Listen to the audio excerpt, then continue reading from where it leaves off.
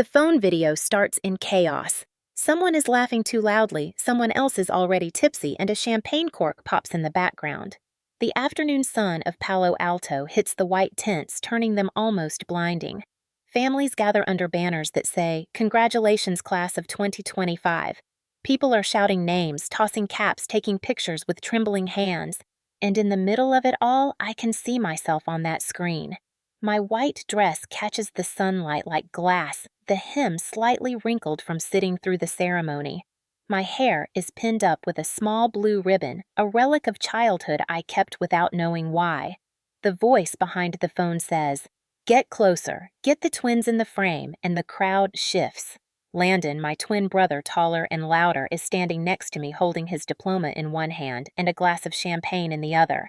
His smile is perfect, trained for cameras. Our mother waves him closer, laughing, the kind of laughter that sounds like it practiced itself in mirrors. I stand there trying to smile. Then someone calls out, "Where's the car key?" "Lauren." A few guests chuckle. My father Mark in his navy suit and dark sunglasses looks around proudly. "Our boy gets his BMW. BMW today," he announces. "Big step into manhood applause." Whistles. Someone says, "About time." The camera zooms closer. My mother Helen turns to me, still holding her glass, her diamond ring catching the sun like a blade. "Lauren, honey, hand your brother the key," she says lightly. "Don't make a scene." There's no key in my hand. Only the program booklet from the ceremony, now damp from my palm. I feel my heartbeat rising against the lace of my dress. "I don't have it," I say quietly. "What?" My mother laughs as if I made a joke. "Oh, come on. You promised I never promised." The laughter fades. A few heads turn.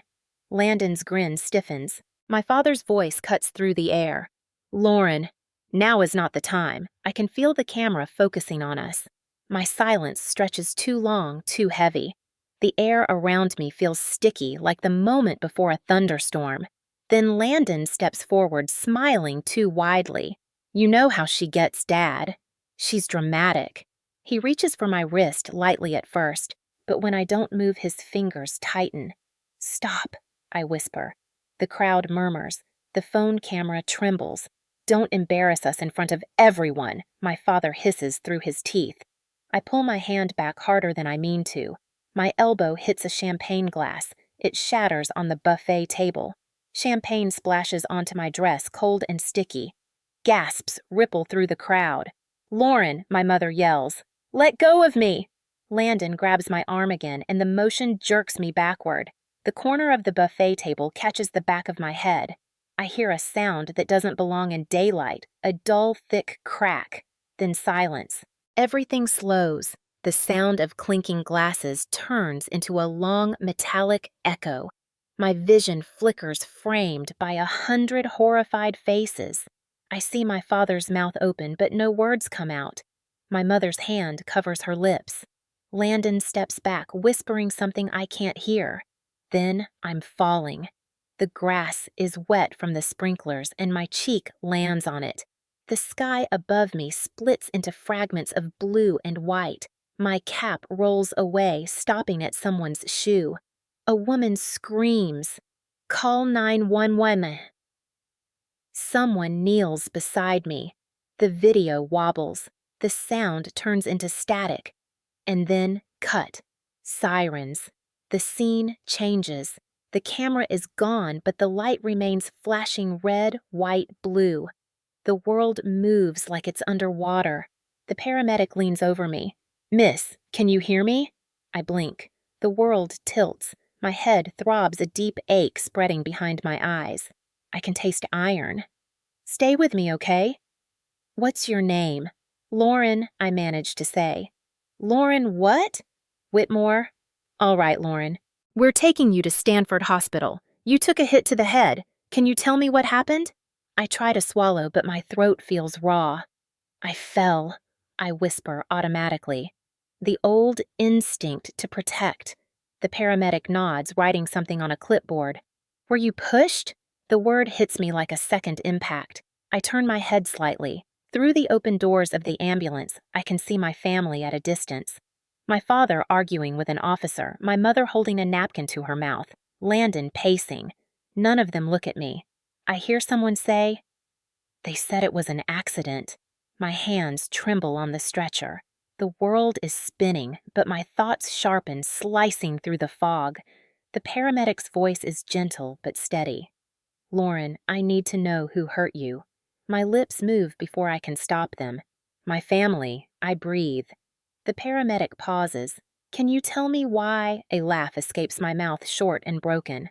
"Over a car." He looks at me like he doesn't understand, but he doesn't press further. He just nods and checks the IV line. The siren wails again, louder this time. My chest rises and falls with the rhythm of it.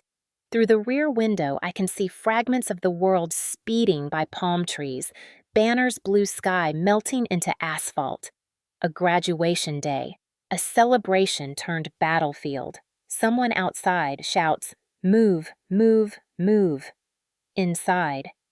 It's quiet except for the machine beeping softly beside me. The paramedic adjusts the oxygen mask over my face. The plastic smells clean, too clean. My reflection shimmers in the metal cabinet beside me. Eyes swollen mascara streaked a line of blood across my hairline. I don't look like a graduate. I look like a crime scene that learned how to breathe. My phone buzzes somewhere in the corner of the ambulance, still recording from the moment it hit the ground. I can hear muffled voices through it. "Delete that video. Give me the phone. Don't post it." A crowd shouting over the truth. The paramedic doesn't notice. He just says, "You're doing great. Stay with me." But inside, something breaks free.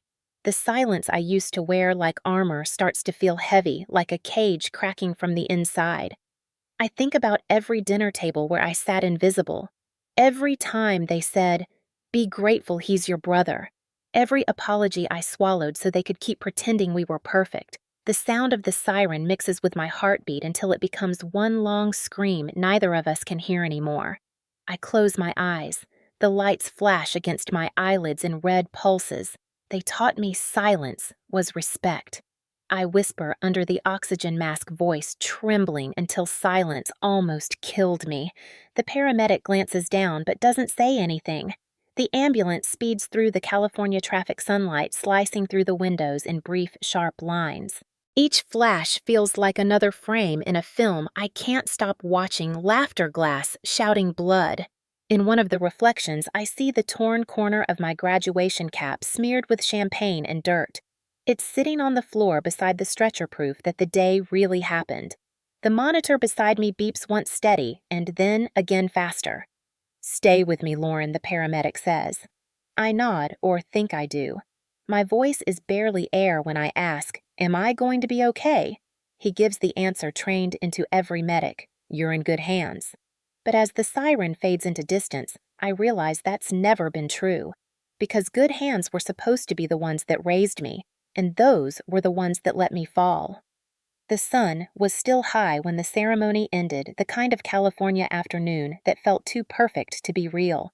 Stanford's lawns stretched like emerald carpets covered with gowns, caps, cameras, and the hum of families chasing pride through their phones.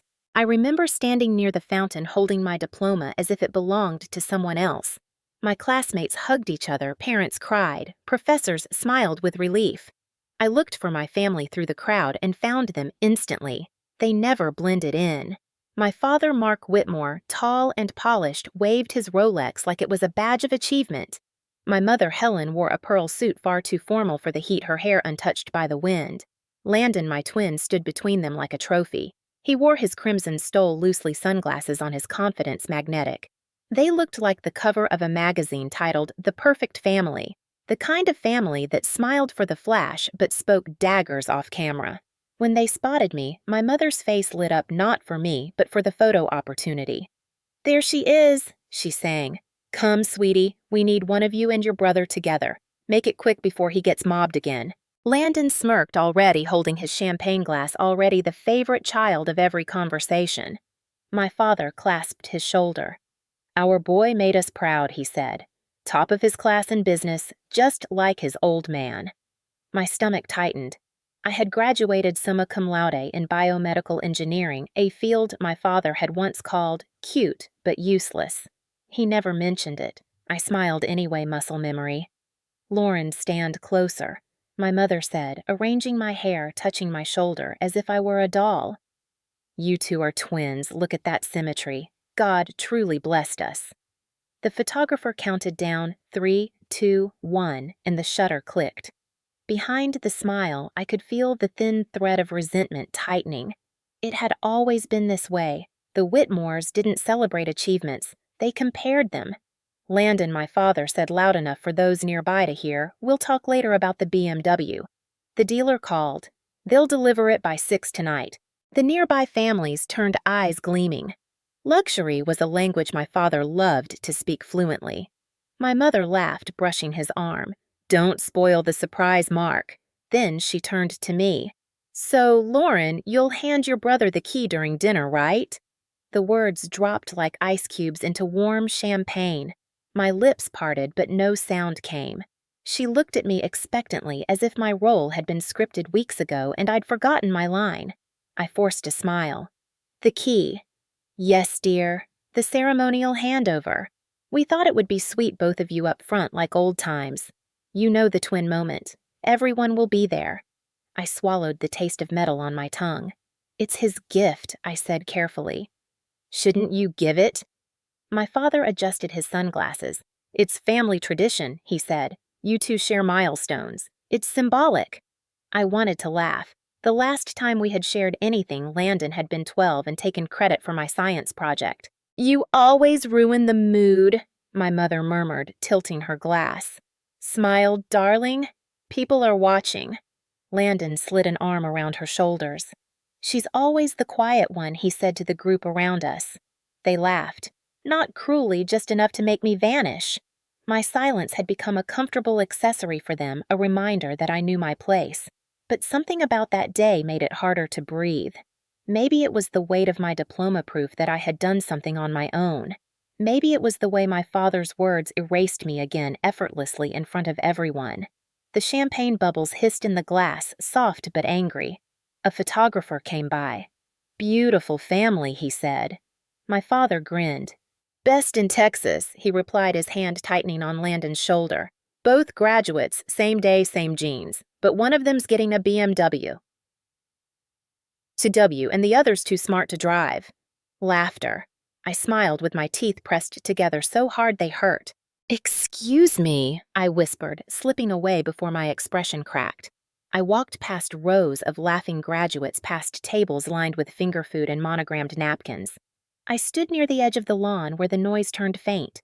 My reflection stared back at me from the glass doors of the administration building, cap tilted, eyes hollow. Behind me, the crowd roared again. My family's laughter was easy to spot. It always was. I remembered the day Landon crashed my old Toyota during high school, how my father had said boys will be boys and bought him a newer one the same week. When I asked to borrow it for my part-time job, he said, "It's not for errands." Everything was always for him. The degree, the money, the spotlight. Even today. My phone buzzed a message from my best friend, Naomi. "Dinner tonight." "You survived," I typed back. "Barely." Then my mother's voice called across the lawn, sweet and sharp like citrus. "Lauren, come back. We need a family shot for the newsletter." I turned. She was waving the BMW key in the sunlight like a prize. For a moment, I imagined taking it and throwing it into the fountain behind her, watching it sink until the ripples erased it completely. Instead, I walked back quiet, obedient, every step rehearsed since childhood. When I reached them, my father smiled. "Good girl," he said. "Now stand right there. Look happy." The photographer counted again. 3, 2, Landon leaned in. "You'll do it right," he whispered. "The handover." "No," I said, my voice steady. "Not this time." His grin faltered. "You serious?" "Completely." My mother's laughter cut between us like static. "Smile, everyone," she said again. The shutter clicked. The picture froze in time. 4 people smiling, one of them lying through her teeth. Later that evening, the news would spread across our family chat that Landon's BMW ceremony would happen after dinner. No one mentioned my silence. But under every congratulatory emoji, every heart, every champagne glass gif, There was the same invisible caption I could finally read clearly. She doesn't matter. I looked at the photo on my phone one last time, zooming in on my own face. The sunlight hid the anger well. The caption I imagined under it was different. Not anymore. Houston summers smelled like oil and cut grass, and in that house on Briar Ridge Lane, everything looked polished except the truth. The Whitmore house was the kind that sat behind electronic gates with the family name engraved on stone. Inside, it was colder than the air outside, not because of the AC, but because of the rules that hung in the air like invisible curtains.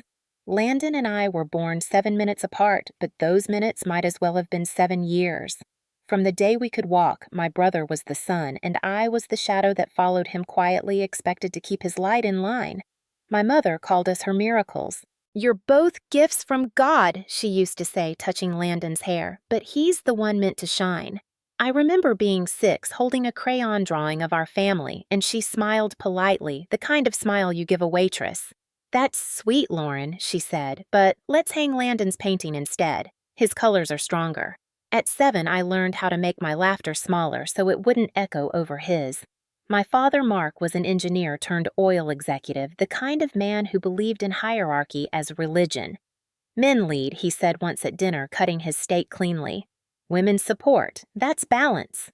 My mother nodded, sipping her wine. I was 10 watching them from across the table, memorizing the way my father's fork never paused and how my mother smiled without showing her teeth. That's what love looked like in our house, neat, controlled, silent. When Landon joined Little League, Dad bought him the best bat custom engraved with his initials. When I won the regional spelling bee, Dad said, "That's nice," then asked Landon about practice. I tried to believe it didn't matter. I told myself maybe daughters didn't need the same kind of pride. But one night after the bee, I heard my mother whisper in the kitchen, "She's too sensitive. You'll spoil her if you praise her too much." Spoil, as if attention were rot. By middle school, I had learned the economy of invisibility. If I stayed quiet, I avoided disappointment. If I excelled, I had to share the credit. Landon once forgot his science fair project. I stayed up helping him build mine again, painting his name over my work at 3 in the morning. He won first place. My parents threw him a party. They told the neighbors he's going to be an engineer like his father. I smiled in the pictures, holding the cake knife. I didn't taste a bite. High school was worse because it was public. The world saw what we pretended was balance. Landon, the athlete, the charmer. Me, the responsible one. When he crashed his first car after a party, Dad said, "Boys will be boys." When I came home 10 minutes late from a school project, I lost my phone for a week. "We expect better from you," Mom said. "You're supposed to be the example." I wondered what that meant. How could a shadow lead senior year? I won the state essay competition. They published my work in a local magazine, but when my father showed it to a client, he said, "She gets that from my analytical side." Landon got into business school with average grades, and Dad hosted a barbecue for the whole neighborhood. He gave a toast. "Proud of my son," he said. "He'll carry the Whitmore legacy." The neighbors clapped. Mom cried. I watched from the kitchen window, holding a dish towel, the sound of their laughter bouncing off the pool water. That night, I sat in my room and wrote a single line in my notebook. Some daughters earn applause only when they disappear. In college, distance didn't make freedom. My scholarship covered most of Stanford, but every time I called home, my father reminded me, "Remember who pays for the rest." It wasn't much, but it was enough to hold a leash. My mother called every Sunday, but it wasn't to ask how I was doing. "Your brother has a new internship," she'd say. "He's networking already. You should learn from him." I worked 2 jobs. Lab assistant by day, diner, waitress by night. Landon sent photos of himself at corporate events. In every one, my parents looked radiant beside him, their arms around him, their pride polished for the world. When I sent a picture of my lab team after a successful project, my mother replied with a heart emoji, and then, "So proud, darling. By the way, can you transfer $5? Landon's travel expenses are killing us." I sent it. Every time. Because family. Because guilt. Because the word no didn't exist in our house without consequence. The trust fund my grandmother had left us was supposed to split evenly, but I discovered sophomore year that it didn't exist anymore. My father said it was redirected toward family investments. I didn't argue. I just worked harder. During Thanksgiving break, I went home hoping the air would feel lighter. It didn't. The house smelled the same lemon polish and control. My mother had redecorated the living room, replacing the family photos with portraits of Landon in various achievements. Landon at prom, Landon in his football uniform, Landon shaking hands with a dean. I wasn't in any of them. "You took down the old pictures," I said quietly. "They didn't fit the new color scheme," she replied. At dinner, my father asked Landon about his classes, his professors, his friends. When he turned to me, it was out of politeness. "Still doing that science stuff?" he asked. "Engineering," I corrected. "Right. Good. Practical field for women. They always need assistance." The wine glass shook slightly in my hand, but I didn't let it spill. Mom laughed. "Don't be sensitive, Lauren. You know he's joking. He wasn't." After dinner, Landon pulled me aside. "You know they mean well, right? You're just different. Don't make it a big deal." I nodded because arguing with him was like yelling into the wind. That night, I lay in my old bed staring at the ceiling fan turning slowly.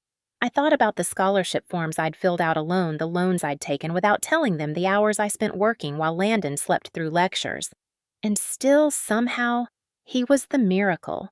The next morning, my mother asked me to drive Landon to the airport because you have the older car anyway. The air in Houston was heavy with rain. As I watched him walk into the terminal, a strange calm came over me. It wasn't peace. It was the quiet you feel right before deciding something irreversible. I didn't know it yet, but that was the morning I started keeping secrets. I stopped sharing my wins. I stopped sending updates. I became a ghost in my own family's timeline, appearing only in their stories when they needed proof of perfection. "Our daughter's doing fine," they'd say, and that was enough for them. The truth was simple. I was exhausted from earning love that was never meant for me. Back at Stanford, I found solace in the things they didn't value: silence, independence, solitude. I walked under the arches at night, the hum of the campus lights above me, and told myself I didn't need their approval anymore. But lies are heavy, and mine carried the weight of an entire childhood. Years later, standing at graduation, I realized I had done everything they wanted, excelled, behaved, endured, and still they only saw the twin who shined, the one who carried their name. I wasn't the daughter they introduced with pride. I was the proof that even obedience can't earn equality. And that's the cruelest lesson I ever learned growing up in their shadow. The discovery happened by accident. It was February of senior year, and the air inside the Stanford library smelled faintly of paper and burnt coffee. I had been sorting through my financial records when a notice from the bank caught my eye. The trust fund my grandmother had set aside for my education, something she'd talked about every Christmas before she passed, was almost empty. My stomach sank. I refreshed the page twice, convinced it was a glitch. It wasn't. The balance was down to $62 and change. The account was titled Whitmore Family Education Trust. It was supposed to be locked until both Landon and I finished college. I called home that night, hands trembling. My mother answered, her voice sugar-coated. "Lauren, sweetheart, you never call anymore. How's school? Did you see your brother's new internship post on LinkedIn? He's doing so well." I swallowed hard. "Mom, did you or Dad touch the trust account Grandma left?" There was a pause, short but sharp. "Of course we did," she said cheerfully, as if I had asked whether she watered the plants. "It was sitting there doing nothing. Your father moved it into something more productive. Investments for Landon's future, for Landon's—" My throat felt tight. It was supposed to cover both of us. "You're on scholarship, aren't you?" she said, almost impatient. "That money's better used where it can help the family grow. You should be grateful." "We're thinking long-term." "Long-term for who?" I asked quietly. "For the family," she repeated, her tone cooling. "You're both benefiting. He carries our name in the business world. That helps all of us." The conversation ended with her signature phrase, "Don't make this about you, Lauren. It's selfish." When I hung up, my hands were shaking so hard that my laptop almost slipped. That night, I worked a double shift at the diner, my mind replaying her words like static. Every plate I carried felt heavier. Every "have a nice night" from customers sounded like mockery. By 2 a.m., when I finally sat down in the staff locker room, I realized I had been crying silently for hours. The next morning, I checked Landon's Instagram. He'd posted a picture in a tailored suit, standing next to a silver BMW with the caption, "Future looks good." I zoomed in on the reflection in the window. My father was standing behind the camera smiling. That car looked brand new. I didn't sleep that night either. The next weekend, I went home to Houston for my spring break. I hadn't planned to confront them. I just needed to see if it was true. The house hadn't changed the scent of lemon polish, the clicking of heels against marble, the sound of my father's television echoing through the hall. "Lauren, darling." My mother appeared at the top of the stairs, radiant in her pastel dress. "Surprise visit. You should have called." "I wanted to," I said. "But you don't answer when I text." She laughed softly. "You know how busy things are here. Come, your brother's home too. We're having dinner with the neighbors tonight. You can wear something from my closet." I followed her into the kitchen. There was a new espresso machine, a new chandelier, and the sound of my father talking business on the phone. "Yes, I transferred it this morning," he said into his headset. "The funds secured for Landon's next step. He's starting strong. Whitmore blood guaranteed success." He turned when he saw me. "Lauren, didn't expect you. I came home to ask about Grandma's trust." He frowned. "Your mother explained, didn't she? We reinvested it. Without telling me." His expression hardened. "You don't question family decisions." "It wasn't your money," I said before I could stop myself. "It was ours." The air froze. My mother set her coffee cup down slowly. "Lauren," she said in that careful tone she used before social events, "don't start drama. Your father's done everything for this family." "For Landon," I corrected. "Everything is for him." My father exhaled through his nose. "Watch your tone. We raised you better than this." "You raised me to stay quiet," I said, my voice trembling. Maybe that was the problem. My mother's eyes narrowed. "You've been away too long. You're forgetting where you came from." "No," I said softly. "I'm remembering it too well." The argument ended when the doorbell rang. The neighbors arrived, their laughter spilling into the hall like perfume. Instantly, my mother's mask returned. "Smile, sweetheart," she whispered, her voice suddenly sweet again. "Don't embarrass us." The dinner was held in the backyard under strings of golden lights. The Whitmores were known for their hospitality, the illusion of warmth dressed in crystal and Chardonnay. My father dominated the conversation, telling stories about Landon's remarkable drive and leadership potential. When someone asked about me, my mother smiled tightly. "Lauren helps with paperwork sometimes," she said, taking a sip of wine. The table laughed. My cheeks burned. I forced a polite smile, feeling the wine turn sour in my mouth. When I excused myself, I heard my father saying, "We're investing in Landon's startup soon. It's family money, after all." Later that night, as I walked past the garage, I saw it, the BMW gleaming under the lights license plate, already personalized Whitmore 2. My father's car was Whitmore 1. The symbolism wasn't subtle. Landon appeared behind me, keys spinning in his hand. "Nice, huh?" he said, smirking. "Dad said I earned it. With whose money don't start Lauren? It's not my fault you chose the broke route. You like being independent, remember?" "Independent," I repeated. "You mean invisible." "Whatever makes you sleep at night," he said, brushing past me. "Try not to ruin graduation for everyone, okay? It's supposed to be a big moment for the family." The door closed behind him. The silence that followed was deafening. I went upstairs and found my old piano still in the corner of my room, dusty but intact. I pressed one key. It was off tune like everything else in that house. I stayed up late staring out the window, the city lights reflecting against my diploma case on the dresser. I'd worked for everything I had, but it still didn't buy me a seat at their table. The next morning, I overheard my mother on the phone with one of her friends. "She's too serious," she was saying. "Always has been. You can't teach warmth to a girl like that." I almost laughed. Warmth. That was something I'd never known under that roof. Back at Stanford, I stopped answering her calls. My texts became short replies. I avoided Landon's posts.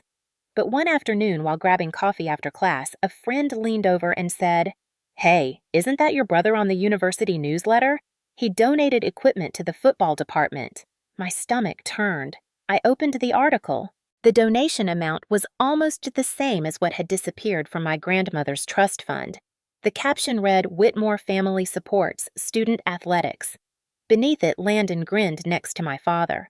The article quoted Dad, "Our family believes in legacy." Landon carries that proudly. My name wasn't mentioned, not even once. That night, I couldn't concentrate on my work. Every paragraph blurred into the same question: how far could they go before I stopped pretending it didn't hurt? I remembered every time I'd been told to be grateful. Every time I was expected to smile while something was taken from me. They called it family loyalty, but it was theft dressed as love. And still, part of me felt guilty for even being angry. That's what manipulation does. It teaches you to apologize for feeling pain. A week later, I got an email from my mother. "Sweetheart, remember to wear something nice for Landon's graduation party. It'll be at the Lakeside Resort. You'll be giving him the keys to his new car. Love you." My fingers hovered over the keyboard. I started typing a reply, 3 words, simple final. "No, I won't." But I didn't send it. Not yet. Not until I was ready to let the silence speak for me. Because that's the thing about growing up in a family like mine. Loyalty is never mutual. It's a leash, and the cost of keeping it around your neck is forgetting you ever had a voice. The letter arrived on a Tuesday morning, tucked between bills and alumni magazines. I almost missed it. The envelope was cream-colored with the Columbia University seal pressed in gold at the corner. My fingers hesitated before tearing it open. I wasn't expecting anything from New York. When I unfolded the paper, my eyes caught the first line. "We are pleased to offer you full admission to the master's program in biomedical engineering, including a full academic scholarship and housing stipend." For a moment, everything went silent. The traffic outside, the distant hum of the campus lawnmower, even my heartbeat. I stared at the page until the letters blurred. Columbia. Full scholarship. New York. A future that had nothing to do with my family name. I laughed out loud, then covered my mouth in disbelief. I sat down on my bed, the sunlight warming my knees, and reread it again and again, just to make sure it was real. My phone buzzed. A message from my mother. "Don't forget to remind Landon about his flight next week. He needs your help packing." I stared at the screen, then at the letter. 2 worlds sitting side by side, the one I was born into, and the one that was finally opening its door. I folded the letter carefully and slipped it into the drawer under my textbooks. For the first time in years, I didn't forward good news home. It was mine. The days after that felt lighter.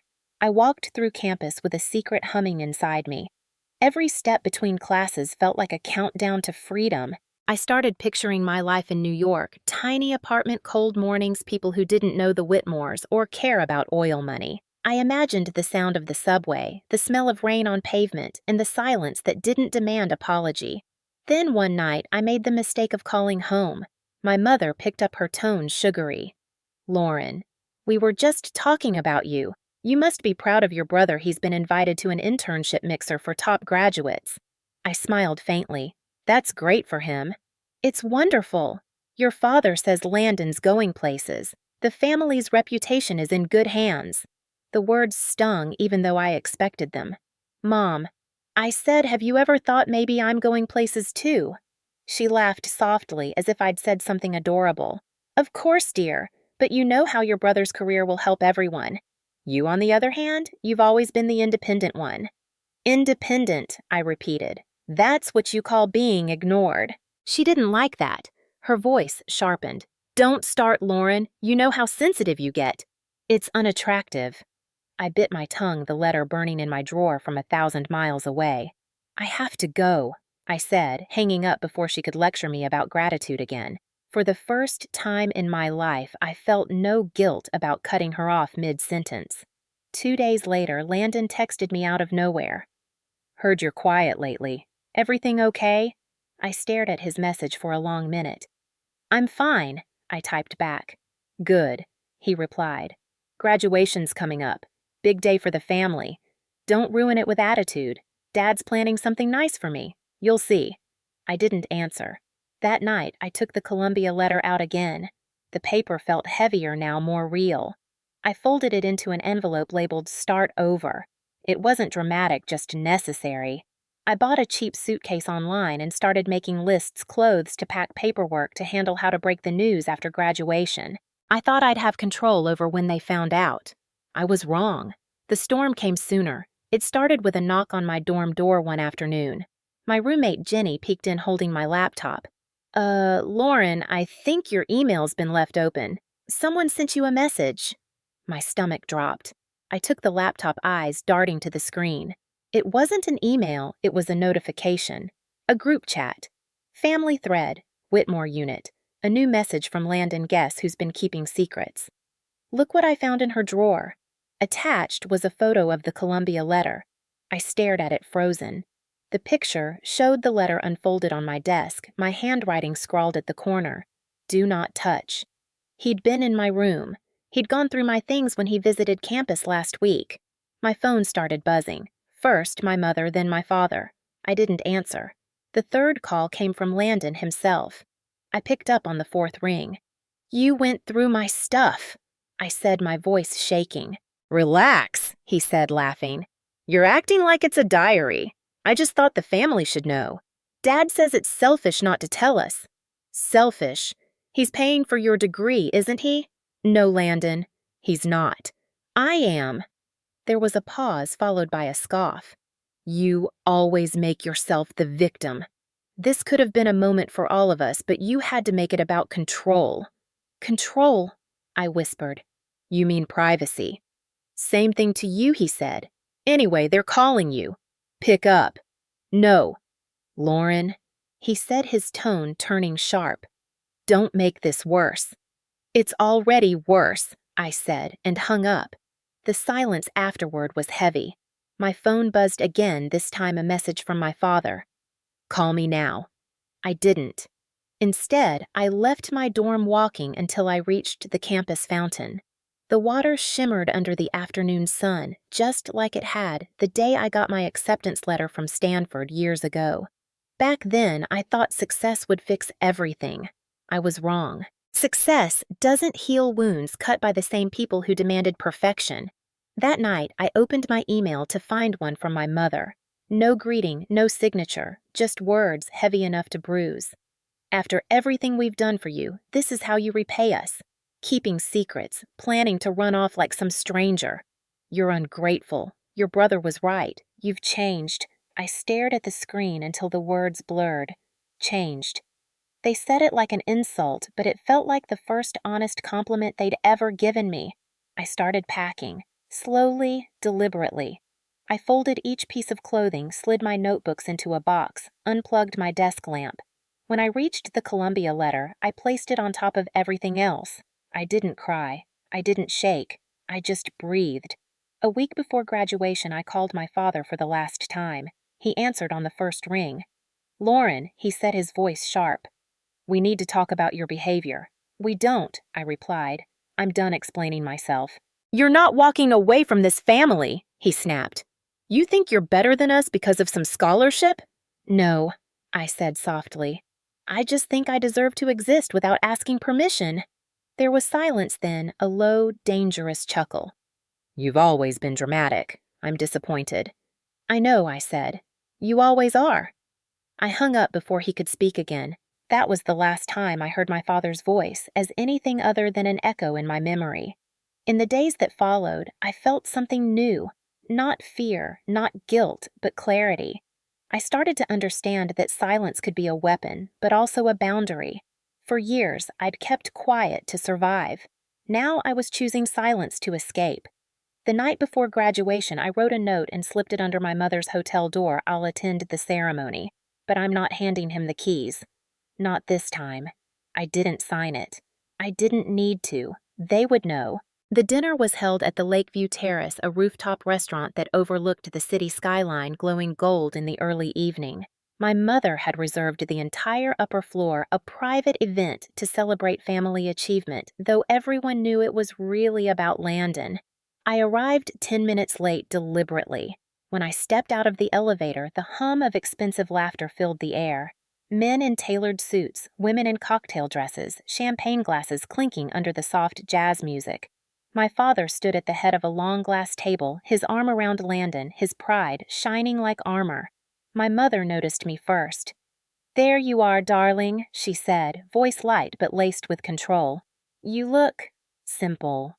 Her eyes scanned my navy dress, plain and sleeveless, chosen intentionally to be quiet. "I like it," I said. She smiled the kind of smile that meant no, you don't get to win even this small thing. "Come sit next to your brother," she said, waving a waiter over. "We're about to start."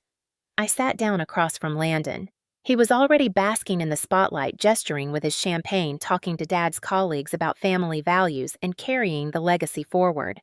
I watched him and wondered if he believed any of it, or if pretending had just become muscle memory the same way it had for me. The waiter poured my glass full, but I didn't touch it. My mother raised hers. "To family," she said. "To achievement. To our shining future." Everyone echoed her. My father cleared his throat, stepping into the role he loved most, the orator.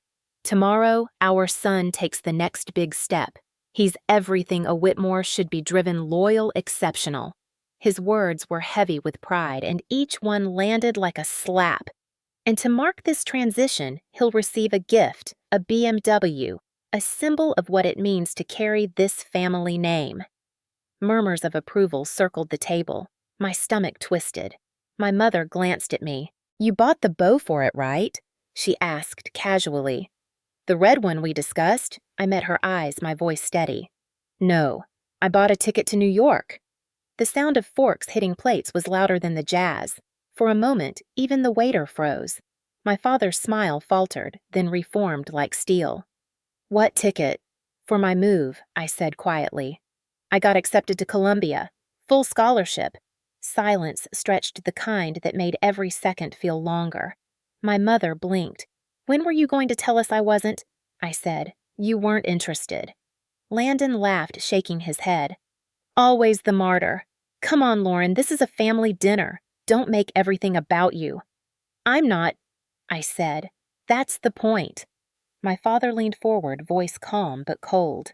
"You think you can just walk away from your family? From everything we've done for you?" "You didn't do it for me," I said. "You did it for him."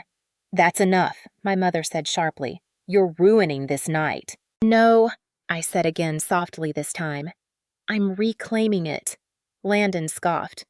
"You're really jealous over a car?" "It's not the car," I said. "It's the years of pretending it was never mine to dream." He rolled his eyes, looking at our father as if to say, "See what I deal with." My father's voice dropped an octave. "You will apologize." "Now." I shook my head. "No." The air thinned. People at the nearby tables pretended not to stare. My mother smiled tightly, her social instincts clicking in like autopilot. "She's just tired," she said to the guests. "Big day tomorrow, emotions running high." She turned to me, still smiling. "Why don't you take a breath outside, sweetheart? Why don't you admit what this dinner is really about?" I asked. "You don't care about family, you care about appearances. You always have." "Lauren," my father warned. His jaw was clenched, his glass half raised. "I'm done," I said. "Done being quiet so you can play perfect." The room seemed to tilt, every sound sharp. The waiter hovered uncertainly with a tray of dessert glasses. My mother's voice cracked like a whip. "Enough. You will not humiliate us." "You already did that yourselves," I said. "I just stopped helping you hide it." My mother's hand tightened around her glass. "You're ungrateful." "No," I said. "I'm free." My father's glass hit the table harder than he meant to, spilling wine across the linen. "You think freedom means disrespect," he snapped. "It means honesty," I said. He stood then, looming over the table. "You've always been difficult, always trying to compete." "I was never competing," I said. "You just refused to see me unless I fought for it." He leaned closer, his breath hot with wine. "You don't get to talk to me like that in front of my guests. Then maybe you shouldn't treat your daughter like a stranger in front of them." The air was electric, the kind of quiet that precedes thunder. My mother rose, her voice trembling between fury and panic. "Please, sit down, both of you. Mark not here." But my father didn't move. His voice dropped to a whisper meant only for me. "If you walk out of here now, don't bother coming home again." "Good," I said. His eyes widened slightly like he didn't expect defiance, only collapse. Landon chuckled nervously, trying to smooth things over. "Guys, chill. Tomorrow's a big day. Let's not do this drama tonight." I turned to him. "Tomorrow's your big day. Mine was today and you stole it again." "Oh, please," he muttered. "You're overreacting. You went through my things, Landon. You exposed my acceptance letter. You violated my privacy because you couldn't stand that something was mine." He smirked. "You should have told us. You should have respected me." He leaned back, grin fading. "Maybe if you didn't act like a victim all the time, people would listen. Maybe if this family didn't confuse silence with respect, I wouldn't have to scream to be heard." My mother slammed her glass down. "That's enough!" "You're embarrassing us." I looked straight at her. "Good. Maybe you'll finally feel what it's like to be ashamed." Gasps from the table. My father's hand trembled as he reached for his napkin. "You've lost your mind," he said quietly. "No," I said. "I've found it." Then I stood, grabbed my purse, and turned toward the elevator. My mother hissed, "Lauren, if you walk out, then maybe you'll finally realize you can't own people just because you raised them." I pressed the elevator button, the chime echoing louder than any applause I'd ever gotten from them. As the doors began to close, I caught my reflection in the mirrored wall, calm, steady, and terrifyingly free. The last thing I heard before the doors sealed was my mother's trembling voice saying, "She'll regret this." She was half right.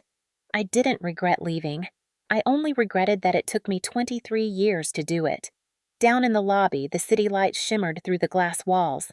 I stepped outside this night air, cool against my skin. My phone buzzed. A message from my father. "Tomorrow is not about you. Don't ruin it." I deleted it without opening. Tomorrow would come whether I showed up or not, but part of me already knew I'd go. Not for them, but for closure. For proof that even in their perfect world, silence could break louder than applause. The morning of graduation was too bright for the kind of day it turned out to be. The sky stretched endless and blue, the kind of color that promised calm, but there was none of that inside me. I arrived early, robe-pressed cap clutched in my hands, my stomach hollow. The ceremony grounds were already a sea of color and noise. Families carrying flowers, students posing for pictures, laughter everywhere. My classmates buzzed with excitement. I smiled when they looked at me, but my chest was tight, the kind of tight that comes before something breaks. I spotted my family near the front row, impossible to miss. My mother stood immaculate in pale lavender, her sunglasses glinting like glass. My father was speaking to a local reporter, probably arranging some quote about family legacy. And Landon, of course, was soaking up every second his gown unzipped, halfway, his easy grin drawing cameras. They looked like they'd stepped out of an advertisement. Perfect, wealthy, whole. I was the only crack in the frame. Lauren. My mother waved, smiling too brightly. "Come, sweetheart, picture time." I walked over, forcing a smile that didn't reach my eyes. She air-kissed my cheek, her perfume sharp. "You look beautiful," she said, which really meant, "Don't ruin this." My father squeezed my shoulder in what could pass as affection. "Let's have a good day," he said. "No drama." "Of course," I said. "Wouldn't want to spoil the show." Landon grinned, clinking his cup against mine. "You ready for the big reveal later?" "What reveal?" I asked, already knowing I wouldn't like the answer. He smirked. "Dad's planned something special after the ceremony. You'll see." My mother's smile tightened. "It'll be wonderful," she said. "Everyone important will be there. Everyone important," meaning investors, colleagues, friends, their real audience. I nodded and stepped aside, letting them pose for the camera again. The ceremony itself was a blur, names echoing through the loudspeakers, hands clapping flashes of light. When they called Landon's name, the applause doubled. My father stood clapping proudly. When they called mine, he smiled politely as though acknowledging a stranger. I walked across the stage, shook the dean's hand, and smiled for the photo that would later look so peaceful no one would know it was taken moments before everything shattered. Afterward, we gathered near the lake for the family celebration. My father had rented a tented area with white tables, golden balloons, and a banner that said, "Congratulations, Whitmore twins." Guests milled about in designer suits, glasses of champagne in hand. My mother fluttered from group to group, laughter perfectly rehearsed. Landon basked in the attention surrounded by old family friends who kept calling him the next big thing. I stayed near the edge watching the sunlight dance on the water. I could feel eyes on me. I could always feel them. My father took the microphone near the buffet table, his voice booming. "Ladies and gentlemen, thank you for joining us to celebrate this incredible day. 2 wonderful graduations, 2 proud parents. But today we have a special announcement." Murmurs rippled through the crowd. My pulse quickened. "As many of you know," he continued, "our son. Landon has not only graduated with honors, but has shown the values this family stands for: drive, dedication, and leadership. And to honor that, we have a small token of recognition." He turned to Landon, beaming, holding out a small black box. "Son, congratulations. You've earned it." Landon opened the box. Inside was a car key. The crowd erupted in applause. Cameras flashed. My mother dabbed her eyes with a napkin. My father motioned to me. "And now," he said proudly, "our daughter Lauren, who's always been so thoughtful, will hand him the keys to his new BMW, a family tradition." For a split second, I thought maybe I'd misheard. The world tilted slightly, the sound of clapping fading to a hum. My mother was smiling, lips tight, urging me silently to move. Landon was waiting, grinning, the cameras pointed at us. I stood frozen. "Lauren," my father said again, microphone still in hand. "Come on, sweetheart. Don't be shy." I felt the heat rising in my face. "There is no key."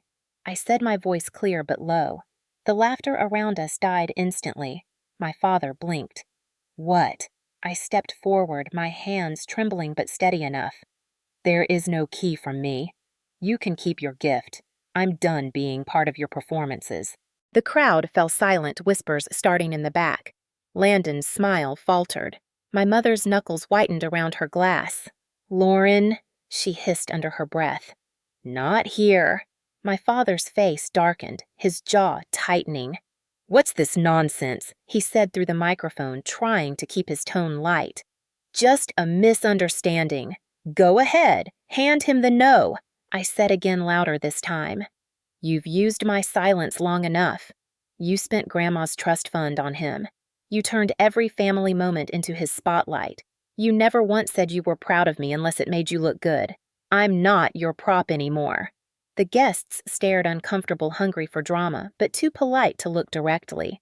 My mother laughed weakly. "Oh, darling, she's joking. She's overwhelmed." "Overwhelmed," I said, shaking. "Try overlooked. Try erased." "Lauren," my father warned, his voice low but deadly. "Enough. You told me not to ruin this day," I said, meeting his eyes. "But maybe this day needed to be ruined." Landon stepped forward, his voice defensive. "You're embarrassing yourself." "No," I said, "I'm showing everyone who you really are." He moved closer, his expression dark. "You always have to make everything about you. I'm just making it honest." "You're jealous," he snapped. "You've always been jealous." I laughed, a sound that didn't feel like mine. "Of what?" "Of being bought." His face flushed red. "Watch your mouth."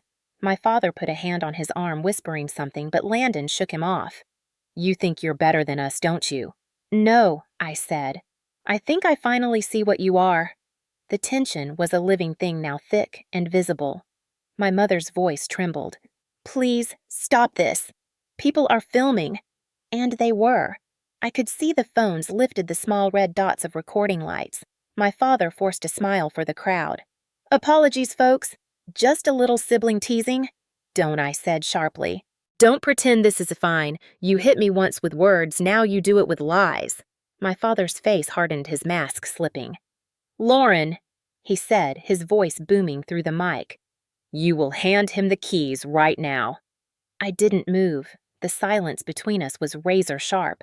Or what I asked softly. The crowd held its breath. Landon muttered something under his breath, then lunged forward to grab my arm. Give it a rest already. His grip was tight, too tight. Landon, my mother gasped. Stop!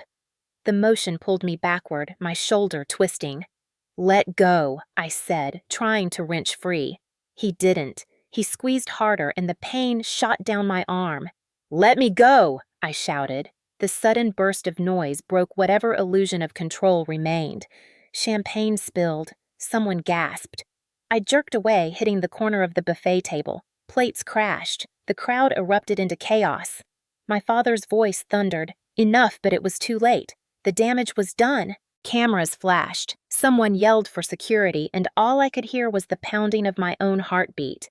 The silence afterward wasn't silence at all. It was judgment, shock, and buried under it the sound of my mother whispering, "Smile. People are watching." It happened in seconds, though I remember every millisecond like a photograph burned into my brain. The crowd's noise folded into itself, cameras rising, champagne flutes trembling in hands. My father moved first, his steps slow, deliberate, the kind of movement that came from years of controlling every room he walked into. His smile was gone now, just a thin line stretched across his face. "Lauren," he said, his voice cold, but still public, "you are making a spectacle." I stood there trembling, my arm throbbing where Landon had grabbed me. "No," I said, my voice cracking. "You made the spectacle. I just stopped pretending it was a celebration." His nostrils flared. "This ends now." My mother stepped forward, whispering, "Mark, not here," but he brushed her off. His hand went to my shoulder, firm, controlling. "You'll apologize," he hissed, "and you'll hand him the key. You'll not shame this family again." "You already did," I said softly. That was it. The line that snapped the thread holding the performance together. His grip tightened. "Enough," he roared, his face flushed with fury, and before I could move, his other hand pushed against my arm, shoving me backward. I stumbled, hit the edge of the buffet, knocking over a bottle of champagne. It crashed, spraying golden foam over my gown. Someone gasped. My heel slipped on the wet grass. I fell back hard, my head grazing the corner of the table, stars bursting in my vision. For a split second, the sky above me was just a blur of blue and white, the sun glaring too bright. The crowd froze. Then chaos erupted. My mother screamed, "Stop recording!" But it was too late. Dozens of phones were already up, capturing everything. Landon stood frozen, his hand half raised, guilt flickering across his face before pride hardened it again. "Dad, you quiet!" My father snapped, his voice cracking under panic. She slipped. I tried to sit up, but my vision spun. The world tilted sideways, sound muffled, replaced by the high-pitched ringing in my ears. Blood trickled warm behind my ear into my collar. The metallic smell mixed with the sweetness of spilled champagne. My hands shook as I tried to push myself upright. My father reached for me, but not to help. He was straightening his jacket, his eyes darting to the crowd, assessing damage control. "She's fine," he said loudly, forcing a smile, just tripped. But the guests weren't buying it. I could see their eyes, some horrified, others curious. Someone whispered, "Did he push her?" My mother crouched down beside me, face pale. "Lauren, sweetheart, get up," she whispered urgently. "Please, before someone calls security." "Don't touch me," I croaked. My voice sounded small, raw. "You did this." "You fell," she insisted, her tone trembling. "You know how these things look." "How they look?" I repeated, dazed. "That's all you care about." My father barked at the guests. "Everyone calm down. Accidents happen." But the crowd was already murmuring, recording, sending texts. I could see flashes, those red dots blinking like tiny wounds. I tried to stand, but the ground spun. My legs buckled.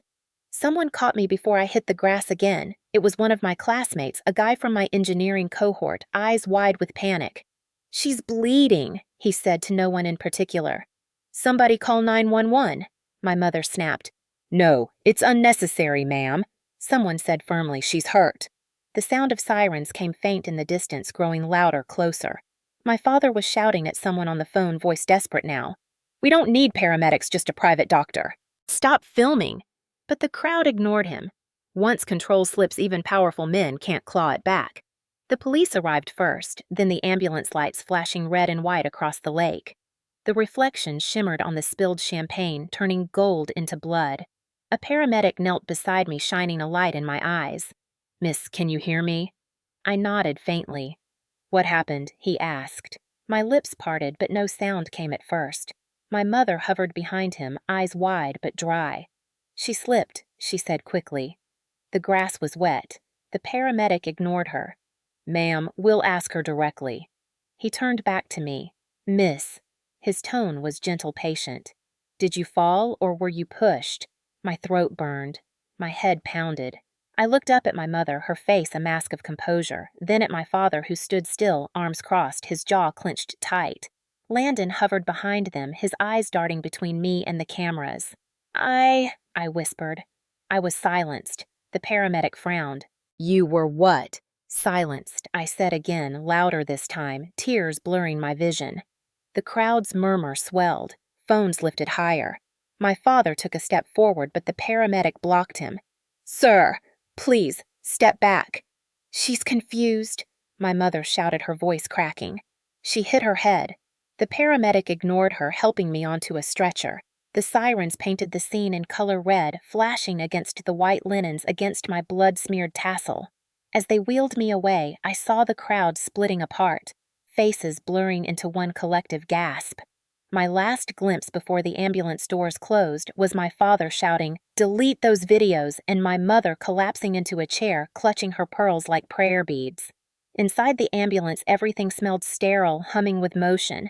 The medic beside me adjusted the IV. "You're lucky," he said gently. "Could have been worse." I turned my head toward the window where the reflection of red lights flickered like fire. My voice came out hoarse. "Worse is staying." He didn't reply. He didn't need to. My phone buzzed endlessly in my bag. I ignored it. Somewhere behind us, that perfect family photo was already crumbling. By the time we reached the hospital, the first video had already gone viral. I found out later someone posted it on social media before the ambulance even arrived. The caption read, "Texas oil exec pushes daughter at graduation party." Millions of views within hours. Headlines, comments, outrage.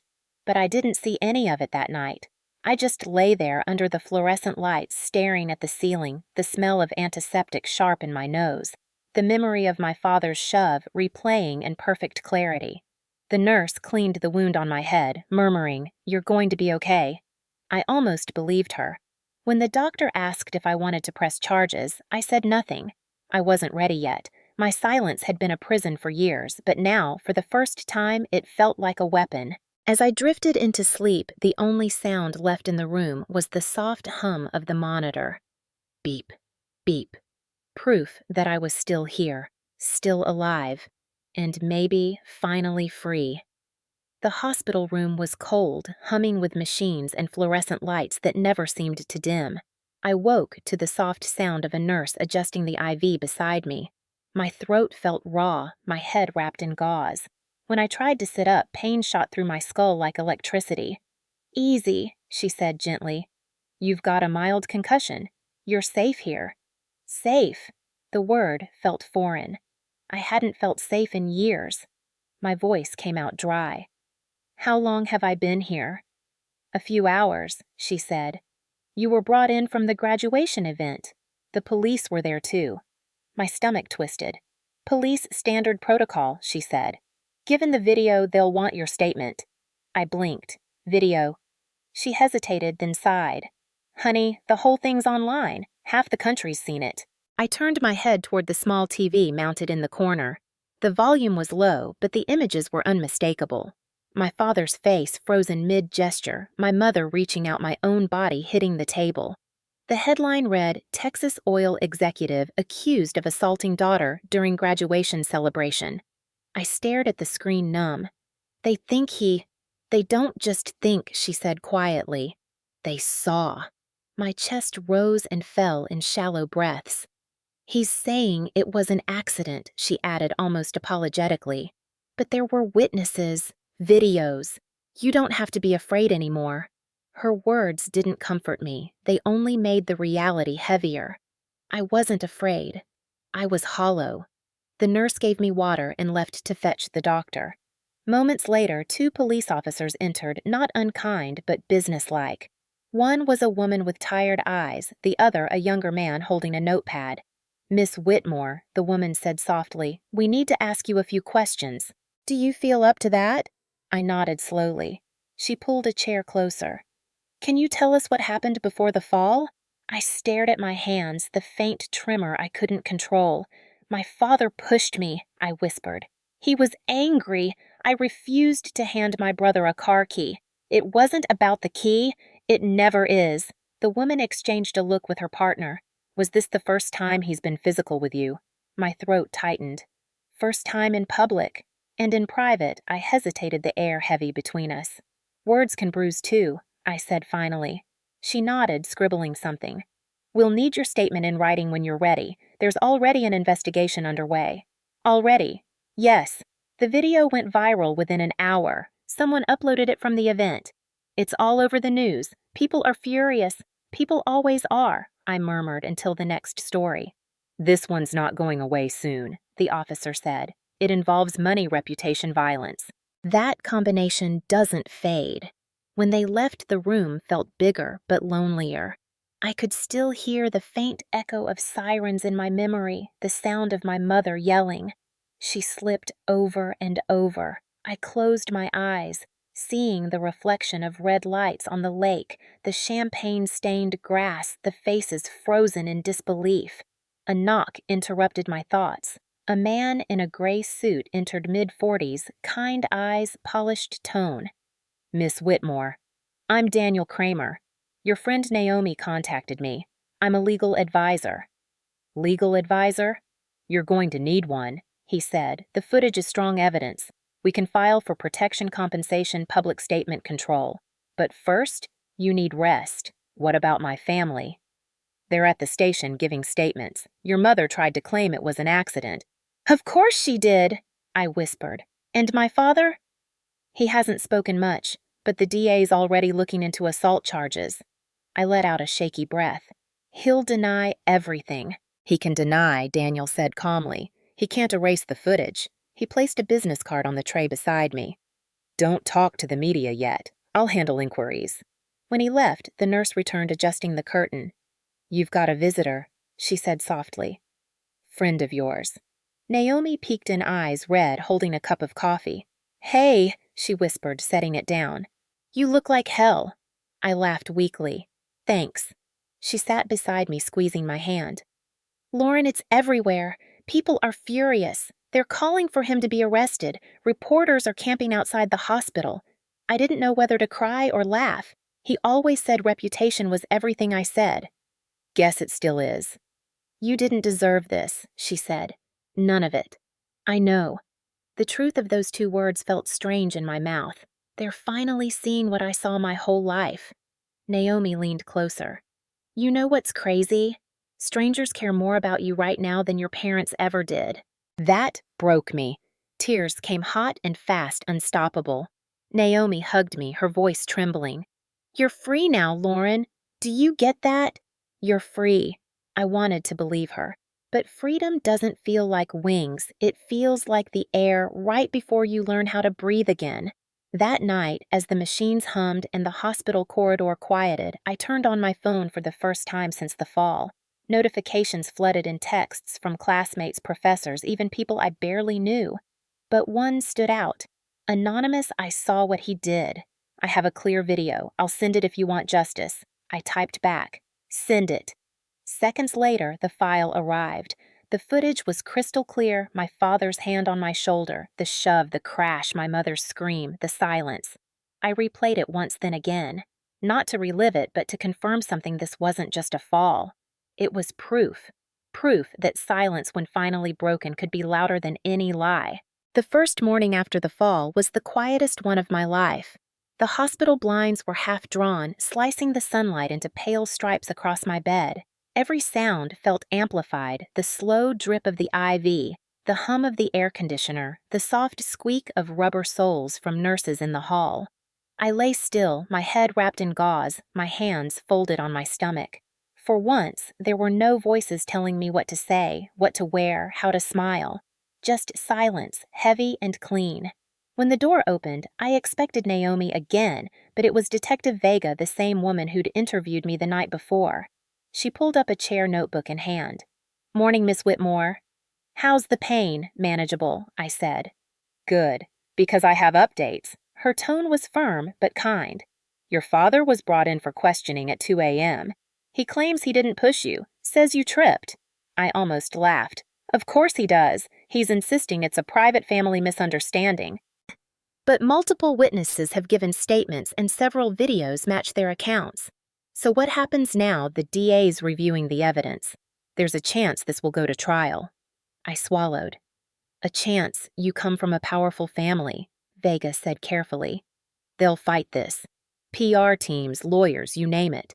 But right now, the video has done what years of silence couldn't. It's made people listen." She hesitated, lowering her voice. "Your mother's at the station, too. She told the officers you exaggerate." The words hit like a slap, not because I didn't expect them, but because they were so familiar. "She's protecting him," I said quietly.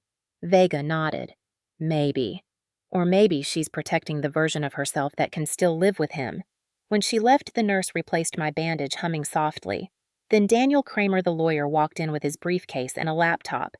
"Big developments," he said, setting up. A news outlet picked up the footage. "It's trending under #Justice for Lauren." "Has my family seen it?" I asked. "They're trying to have it taken down, but it's everywhere: TikTok, Twitter, Reddit. One video alone has 20 million views." He opened the laptop and showed me headlines scrolling like ticker tape. "Texas Oil CEO under fire after graduation assault video." "Public outrage grows over Whitmore family scandal." "Daughter breaks silence on years of favoritism." I couldn't look away. The world was finally seeing what I'd lived through, frame by frame. "What do we do?" I asked. "First, we protect you legally. I've already filed an emergency restraining order. Your parents can't contact you directly. And my trust fund. We're investigating that too," he said. "Your grandmother's estate was never properly closed. If they used your share to finance your brother's ventures, that's embezzlement." My stomach turned. "They'll destroy me for this." "They already tried," Daniel said evenly. "Now it's your turn to fight back with the truth." He leaned forward. "The public's on your side. That's rare. Use it." After he left, I scrolled through social media. Thousands of messages filled my inbox, some kind. Some angry, all loud. Strangers wrote things like, "My dad was like yours." "You're not alone." Others said, "Sue him into the ground." A few wrote, "Family should stay private." I read them all, heart-pounding. For the first time, my silence wasn't protecting them, it was hurting me. So I spoke. Naomi helped me record a short statement from my hospital bed. I wore a simple t-shirt, no makeup, no edits. "I'm Lauren Whitmore." I began, my voice trembling but clear. For years, I stayed silent because I thought that was love. I thought family meant loyalty even when it hurt, but silence almost killed me. I won't stay quiet anymore. The video was under a minute, but it exploded overnight. Millions of views, thousands of shares, talk shows dissecting every frame. One headline read, "Daughter of oil magnate speaks out, silence is not respect." The next day, reporters camped outside the hospital. Some shouted questions through the glass doors. "Do you plan to press charges? Has your father apologized? Is your brother involved?" I didn't answer any of them. I didn't have to. The world was answering for me. A few hours later, Naomi came in holding her phone. "You need to see this," she said. It was a clip of my father outside the courthouse surrounded by reporters. His voice was cold, rehearsed. "It was a misunderstanding. My daughter is recovering and we ask for privacy. The media has twisted the facts." He glanced at the cameras, his jaw tight. "Family matters should stay within the family." Then, as he turned, someone shouted, "So you didn't push her?" He froze for half a second too long. That pause, just that single heartbeat, was enough. Every major outlet replayed it in slow motion, calling it the silence that spoke louder than denial. My mother issued a written statement hours later, claiming stress and fatigue caused confusion. Landon posted a black and white Instagram story that read, "Family first, always." It didn't go over well. Comments flooded in. You mean family except your sister. Disgusting accountability first, not family. I watched it all from the hospital bed, numb and alert at the same time. The lawyer returned that evening. You've started something bigger than you realize, he said. The footage has sparked national conversations, favoritism, domestic abuse, image culture. News anchors are quoting your video. I didn't want to start anything, I said. I just wanted to be heard. And you are, he said, loudly. Days passed. Each morning brought another headline, another storm. My father was suspended from his company pending investigation. My mother's charity board removed her. Landon lost his sponsorship deal after his tone-deaf post. The perfect family brand they'd built for decades was unraveling thread by thread, and I didn't have to lift a finger. I just told the truth. One afternoon, as the nurses changed my IV, Detective Vega returned. Good news, she said. The DA's moving forward with charges. Assault and reckless endangerment. The evidence is too strong to ignore. I exhaled for what felt like the first time. So it's really happening. It is, she said. And Lauren, whatever happens in court, you already won. The silence is broken. When she left, I stared out the window. The city shimmered under the sunset cars gliding past like memories I no longer wanted. I thought of my father's voice saying, "Don't ruin this." I thought of my mother whispering, "Smile. People are watching." And then I realized something: people were still watching, but not for the reasons they used to. They weren't watching to judge. They were watching to see if I'd stand up again. I closed my eyes, whispering to no one, "I will." The monitor beside me beeped steady and strong like applause from the universe itself. The apartment was small, barely 600 square feet, but it was mine. A fifth-floor walk-up in Brooklyn with peeling paint near the windows and a radiator that hissed like an old cat, yet it felt like the first place I'd ever truly owned. I moved in 3 weeks after the hospital discharge, the bandage on my head gone, but the ache still lingering beneath my skin. The city outside my window was a living thing, sirens' laughter, subway rumbles, and for once it didn't scare me. It reminded me I was alive. The first night I sat on the hardwood floor, surrounded by boxes and silence that didn't feel hostile. I brewed coffee in a cheap French press, watching steam curl into the air. The cup was chipped, the curtains were uneven, but everything inside the apartment belonged to me. No polished marble, no staged family photos, no voice telling me to fix your posture or smile for the camera. Just me and the quiet hum of freedom. I turned on a small desk lamp, its warm light soft against the cracked wall. The city glowed through the window, neon reflected in the rain. I'd never realized how peaceful imperfection could be. Naomi came by with takeout setting containers on the counter. "You're officially a New Yorker," she said, handing me chopsticks. "Tiny apartment, questionable plumbing, great story." I smiled. "You think it's great now. Wait until I get my first utility bill." She laughed, the kind that made the room feel full. We sat cross-legged on the floor, eating cold noodles from the carton. "How's your head?" she asked gently. "Better," I said. "Still weird to brush my hair sometimes. Feels like the bruise is still there under everything." "Bruises fade," she said. "Scars don't, but scars mean you survived." I nodded. "I'm trying to remember that." She leaned back against the wall. "So, what's next for you?" "Columbia starts in a month, right?" "Yeah," I said. "Feels unreal. Like I stole someone else's life and moved into it." "You didn't steal it, Lauren. You earned it, twice over." Her words sank in deep. When she left, I stood by the window watching headlights streak across the wet street below. Somewhere far away, people were still talking about me, my name in headlines, hashtags, interviews. But up here, in this small patch of sky, no one knew me. I could be anyone. I made a cup of tea and opened my laptop. The news feed was still full of updates: my father's arraignment date, my mother's absence from social events, Landon's failed attempt to relaunch his image with a podcast about forgiveness. I closed the tab. I didn't need to watch them unravel. The city outside was loud enough. I started a new document titled "First Morning Alone." I wrote slowly, letting the words come without editing. Freedom doesn't echo like applause. It hums steady, small, but real. It lives in every moment you don't have to apologize for existing. I saved the file and exhaled. The radiator hissed again like punctuation. Later that night, I lit a candle on the windowsill, the wax pooling slowly, the flame flickering against the glass. I thought about the night sky back home in Texas, perfectly black, empty quiet to the point of suffocation. Here, the sky buzzed with light pollution and noise, but I preferred it that way. It was imperfect like me. Around midnight, a knock on the door startled me. It was my elderly neighbor from next door, Mrs. Hanley, holding a plate of cookies. "You're the new girl," she said, smiling kindly. "Welcome. The radiator screams sometimes. Don't be alarmed. It's harmless." "Thanks," I said, taking the plate. "I'm Lauren." "I know," she said softly. "You're the girl from the news." "Brave one." My throat tightened. Yeah, that's me." She reached out, patting my arm. "Don't worry, dear. New York forgets faster than it forgives. You'll like it here." I smiled genuinely this time. I already do.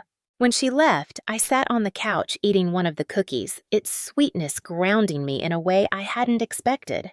Outside, the rain started again, soft against the glass. I watched it blur the streetlights into ribbons of gold. In that moment, I realized something small but powerful. I wasn't waiting for anyone's approval anymore.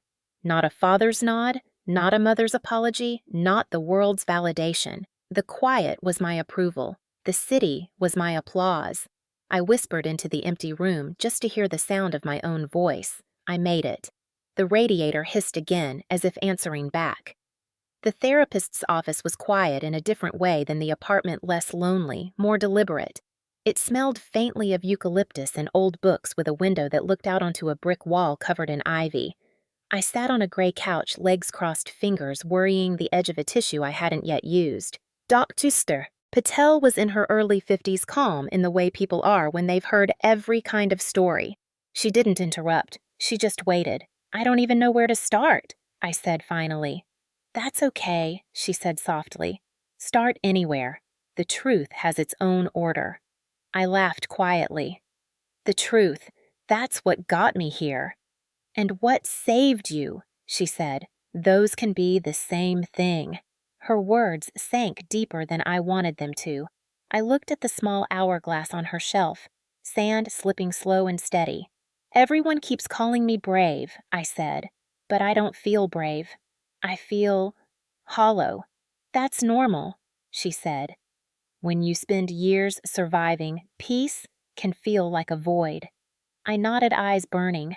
I used to think silence meant strength, that if I didn't react, they'd stop hurting me.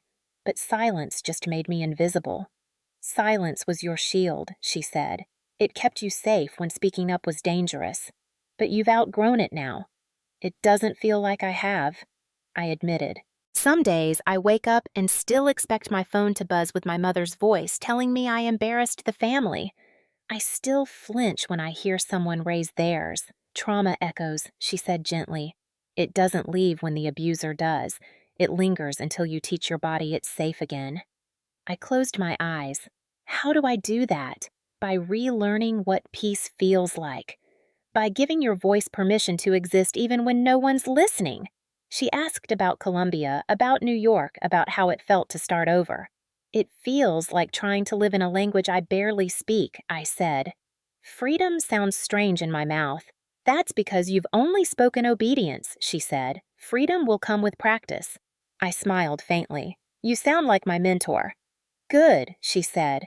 "That means you've had someone who believed you before you believed yourself." I thought of Naomi, of the nurse, of strangers online who called me courageous. Sometimes I said, I wonder if I'm just another headline, if people will forget once the next scandal comes.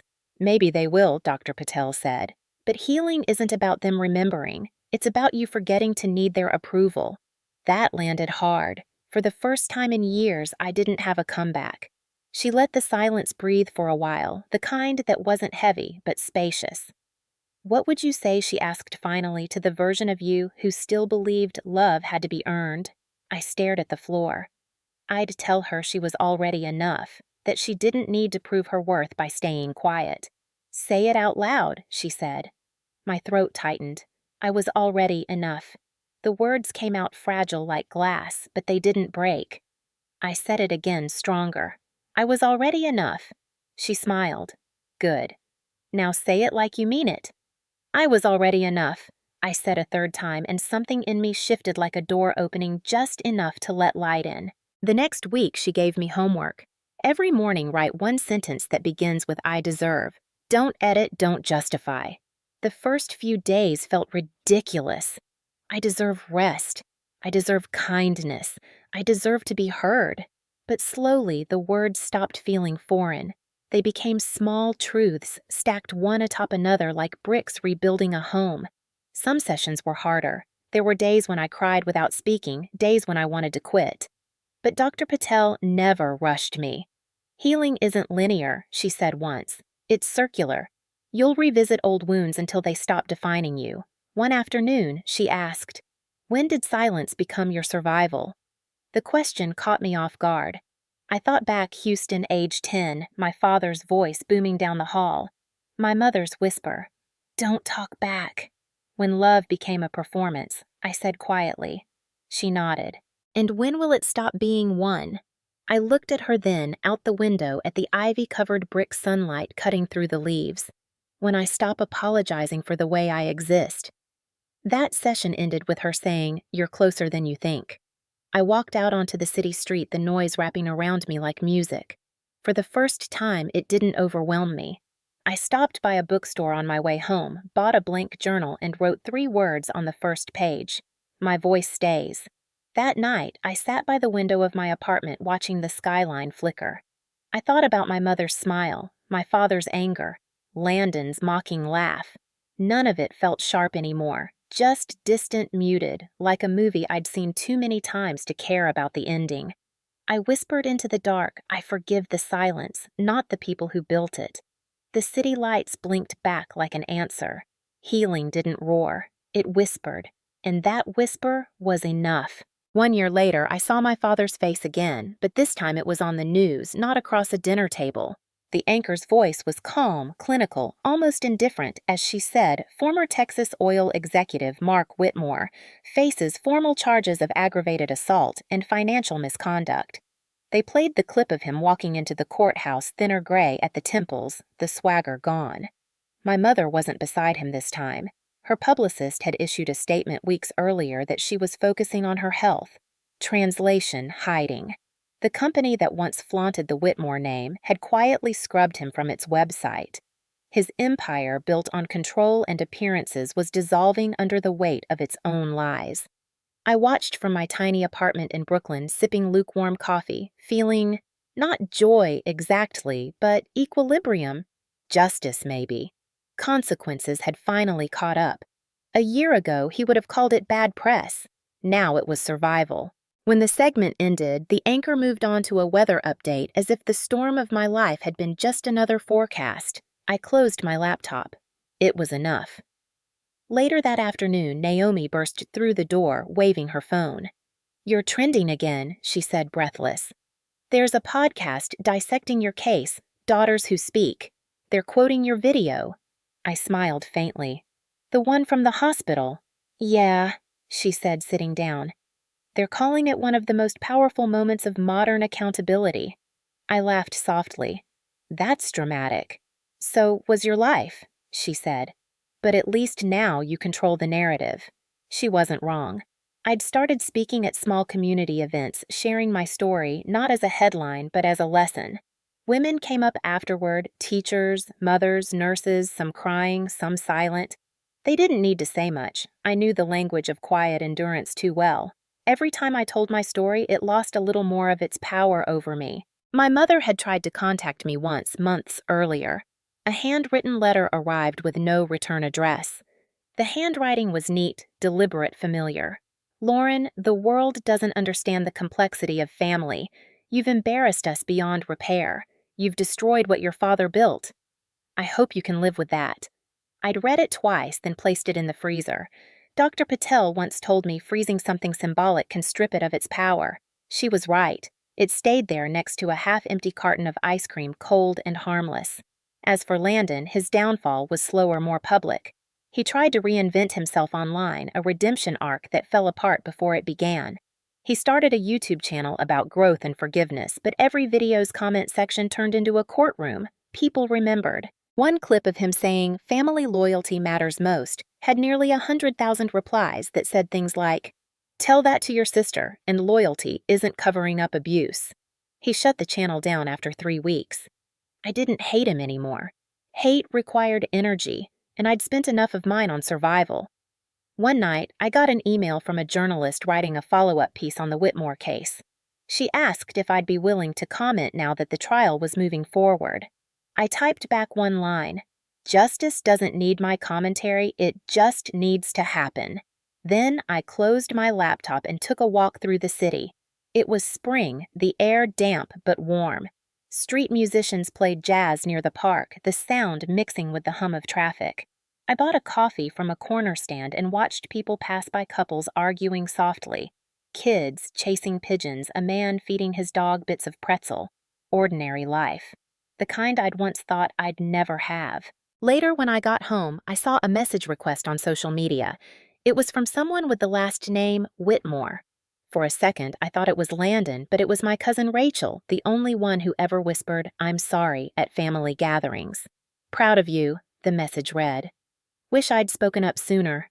I stared at it for a long time, then typed back, "It's never too late to stop being silent." The next morning, headlines flooded the news again. My father's plea deal denied, the judge citing lack of remorse. My mother's charity, once a staple of Houston high society, dissolved amid allegations of misused funds.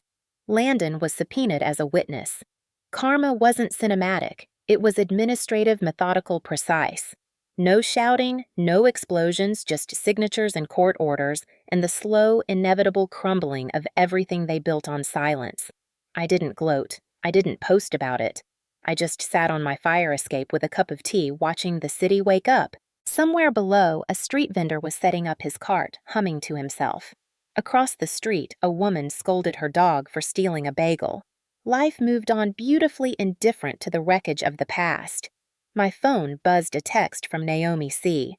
"The news looks like justice finally clocked in." I smiled. Took her long enough. The next message came seconds later. "How do you feel?" I looked out at the skyline streaked with gold. "Lighter," I typed. Not because they fell, because I didn't. I watched the cursor blink like it was waiting for me to add something more. But I didn't need to. Some stories don't need closure, they just need distance. I put my phone down, leaned back, and let the morning light hit my face. Justice didn't roar. It lingered, patient and quiet, like a long overdue breath finally released.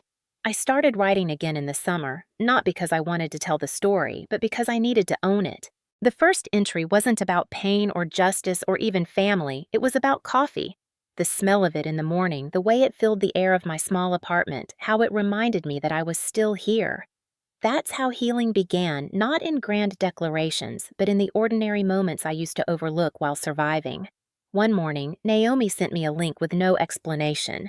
It was an article on Medium, a collection of essays about overcoming generational trauma.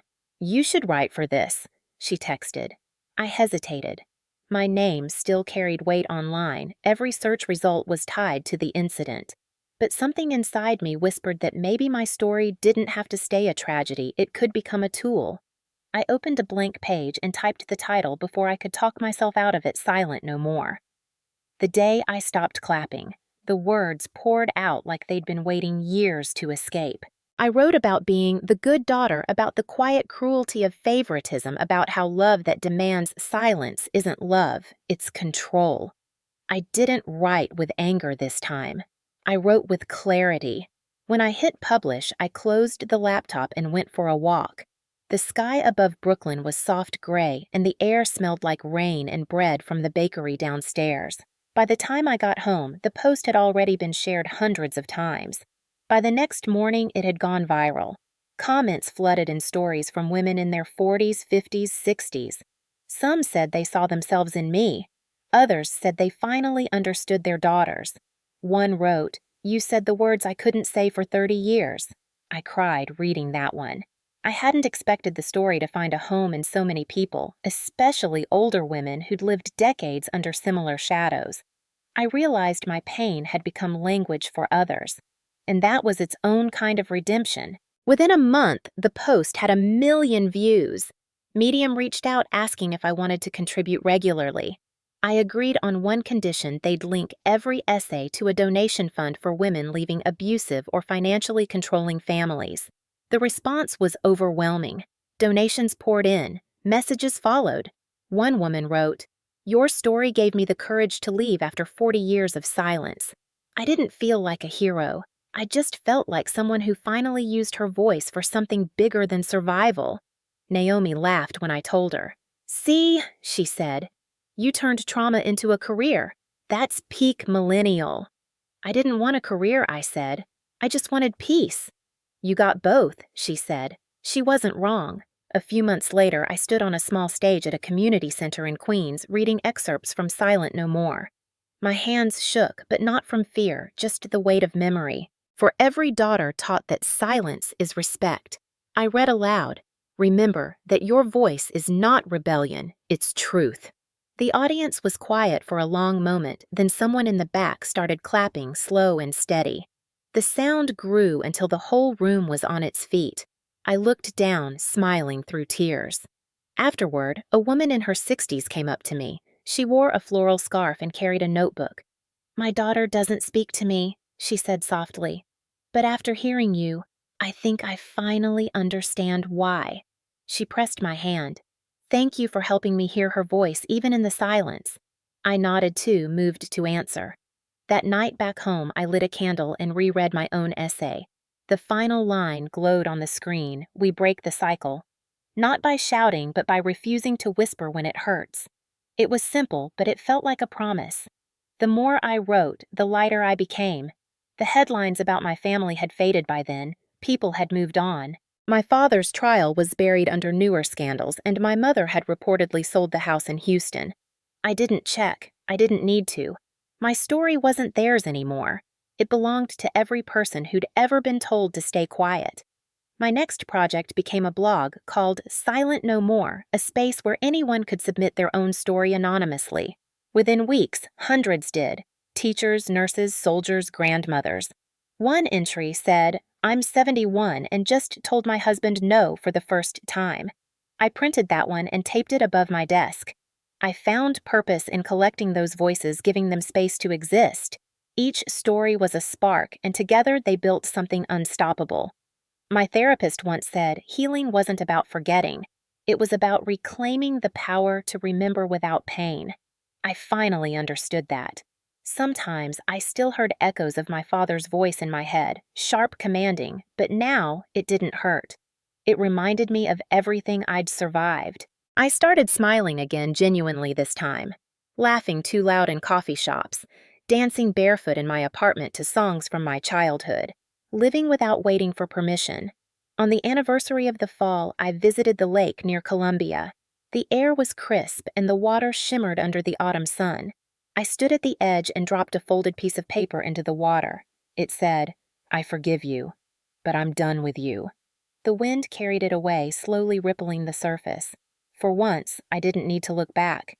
Reclaiming my future didn't mean rewriting the past, it meant building a life loud enough to drown it out. 2 years later, I went back to Texas for the first time. Not for reconciliation, not for nostalgia, just to close a circle I'd left open. The plane touched down in Houston under a sky the color of steel. The air was heavier than I remembered, thick with humidity and memory. I rented a small car and drove through streets that felt both familiar and foreign. The subdivisions were the same: gated driveways, manicured lawns, the faint smell of oil money, but I was different. My hands didn't shake on the steering wheel this time. The Whitmore estate appeared like a ghost from another life, the once pristine gates now spotted with rust. The brass plaque with our family name was dull, almost unreadable. A realtor's sign hung crooked near the driveway: "For sale, Whitmore Residence." I parked at the edge of the property, engine off, and just sat there for a while, listening to the cicadas screaming in the trees. The house looked smaller than I remembered, stripped of its power, without the people who used it like armor. The white columns were chipped, the lawn overgrown. Even the fountain in front had dried to a shallow bowl of dead leaves. I walked up the path slowly, each step an echo of years spent walking on eggshells. The front door was locked, but I didn't need to go inside. I'd already escaped its walls long ago. I stood by the old fence where I used to hide when my parents fought. The wood was splintered now, sun-bleached and tired. I pulled a graduation cap from my bag, brand new, black and spotless, and placed it gently on the fence post. The tassel swayed in the hot wind. 2 years ago, my cap had been cracked, stained with champagne and blood. This one was clean, whole. A quiet offering to the version of me who'd once believed silence was survival. I whispered, "You made it out," and for a moment, I swear I could almost hear my younger self exhale. Behind me, the neighborhood was still. Somewhere down the street, a sprinkler clicked on the sound, sharp against the stillness. I looked back at the house one last time. No ghosts, no closure speech, just peace. I didn't need their apologies or their recognition. The house itself had already become my answer, empty, hollow, unsustainable, without control. Before leaving, I walked around to the backyard, to the place where we'd once held those perfect family barbecues that weren't perfect at all. The patio furniture was gone, leaving only imprints on the concrete where tables once stood. I crouched down and pressed my palm to the ground. It was warm, solid, real. I wasn't saying goodbye to the house. I was saying goodbye to who I had to be to survive inside it. When I stood up, I saw a for sale flyer fluttering across the lawn, caught by the wind. I picked it up. The slogan at the bottom said, "A property rich in family history." I laughed under my breath. "You have no idea," I said, crumpling it and tossing it into the trash bin near the gate. On the drive back, I stopped by a small diner off the highway. It was the kind of place where the waitress calls you hon, and the coffee's been burning since dawn. I sat in a booth by the window, watching trucks roll past. A man at the counter was reading the local paper, and for a second I caught sight of my last name in a small column, an update about the sentencing. My father had accepted a reduced term after cooperating with investigators. My mother had relocated to Arizona to rebuild privately. Landon's name wasn't mentioned. It didn't matter. I folded the paper back the way it was and ordered pie. The waitress smiled when she set it down. "You visiting family?" she asked. "No," I said. "Just memories." She nodded like she understood. Maybe she did. When I left, the afternoon sun had turned gold, melting through the windshield. I rolled the windows down, letting the air rush in. For the first time in years, I didn't feel like I was running from Texas. I was simply leaving it behind. When the city skyline disappeared in the rearview mirror, I whispered a small thank you to no one in particular. Thank you for the lessons, for the fire that didn't kill me, for the voice I found in the ashes. By the time I got back to Brooklyn, the air was cooler, softer. I set the photo of the house I'd taken on my desk and wrote one final line in my journal. I came full circle, but this time, no one can take my silence. I lit a candle beside it, the flame flickering gently against the glass, reflecting a woman who no longer flinched at her own reflection. The next morning, I went for a walk along the East River. The sun rose slow and patient, its reflection rippling across the water. I paused near the railing, closing my eyes. For years, I'd been haunted by one question: when will this end? Now, standing there with the wind in my hair and no weight on my shoulders, I finally knew the answer. It already had. Morning sunlight filtered through the thin curtains of my apartment, tracing gold across the pages of my journal. The city outside was waking up, horns, footsteps, the steady rhythm of life. I sat at the small kitchen table, pen in hand, a cup of tea cooling beside me. My handwriting had changed since the first entries after the fall. It was calmer, more deliberate. Every word felt earned. I wrote at the top of the page, "Freedom is quiet," then paused. The sentence looked too simple for what it meant. Freedom wasn't fireworks or parades. It didn't arrive with applause. It came softly, like breath after drowning, like the sound of your own heartbeat when no one's yelling over it. It lived in the smallest things, opening the window without asking permission, choosing silence because you want it, not because you fear the noise. I'd spent years mistaking peace for absence, thinking calm meant nothingness. But peace isn't empty. It's full of space, of choice, of stillness that no one can steal. I sipped my tea, watching steam curl into the air, and thought about everything that had brought me here. The house in Houston, the dinner, the shove, the hospital lights, the headlines. They all felt distant now, like someone else's memories. Maybe that's what healing really was, not erasing the past, but softening its edges until it stopped cutting. I opened the window. A cool spring breeze drifted in carrying the scent of wet pavement and roasted coffee from the cafe downstairs. Across the street, a man walked his dog. A woman laughed into her phone. A child pointed at pigeons. Life kept moving beautifully indifferent. I realized I wasn't waiting for it to start anymore. I was already in it. My therapist once told me that people who survive long-term control often struggle with freedom because it has no rules. She was right. For months after everything, I kept waiting for the next command, the next explosion, the next apology that never came. But now, I didn't need any of it. My silence was no longer submission, it was serenity. I closed the journal and stood walking to the mirror by the door. The woman staring back wasn't the same one from the hospital or the viral video. Her eyes were still sharp, but not with fear, just awareness. The scar near my temple had faded to a thin, pale line. I touched it lightly. "You lived," I whispered to it. "That's enough." On the shelf nearby sat a framed quote I'd written months ago. I used to chase their love. Now, I build my peace. Every time I read it, I believed it a little more. The kettle whistled softly behind me, pulling me back to the moment. I poured another cup of tea and opened the balcony door. The morning light hit the skyline just right, scattering over the glass towers like gold. From here, the city didn't look like chaos. It looked like freedom wearing noise as decoration. I leaned on the railing and breathed in deeply, the air crisp and alive. Somewhere below, a street musician was playing a slow melody on a saxophone. It drifted up through the air, curling around me like smoke. I closed my eyes and let it fill me. No guilt, no ghosts, just sound. Inside my phone buzzed a message from Naomi. "Brunch today? Or are you hiding with your journal again?" I smiled and typed back. "Both can coexist," then added, "See you in an hour."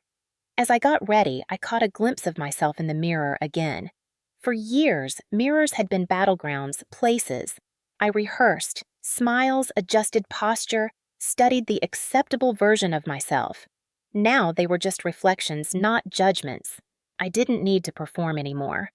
Before leaving, I paused by the desk and reread the last entry I'd written the night before. Forgiveness isn't surrender. It's choosing not to live in the same room as your pain. That line had come to me in the dark, unplanned, but it felt true. I wasn't sure if I forgave my parents yet, but I'd stopped letting them rent space in my peace. On the walk to the cafe, I noticed how the city greeted me not with chaos, but with rhythm. Cars honked, but not angrily. A delivery guy shouted good morning. The world was loud, but it was kind of music now. At brunch, Naomi handed me a small envelope. "Open it," she said. Inside was a printed invitation, Women's Voices Conference keynote speaker, Lauren Whitmore. I blinked. "You're kidding." "Nope," she said, grinning. "They reached out through your blog. They want you to talk about your journey. You're officially the face of silence turned strength." I laughed, shaking my head. "That's dramatic." "So was your life," she teased. "Now own it." I looked at the invitation again. A year ago, the idea of speaking publicly would have terrified me. Now it felt right. Not because I wanted to relive the pain, but because maybe someone needed to hear what I'd once needed. I tucked the invitation into my journal later that afternoon, marking it with a sticky note that said, "Yes." That night, I stood by the window again, city lights glowing like constellations.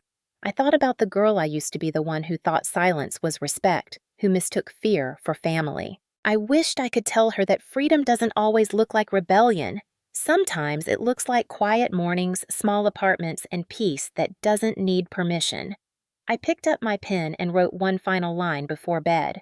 Freedom doesn't shout, it hums, and I've finally learned the tune. The night of the reading arrived with a chill that made the city lights shimmer sharper than usual.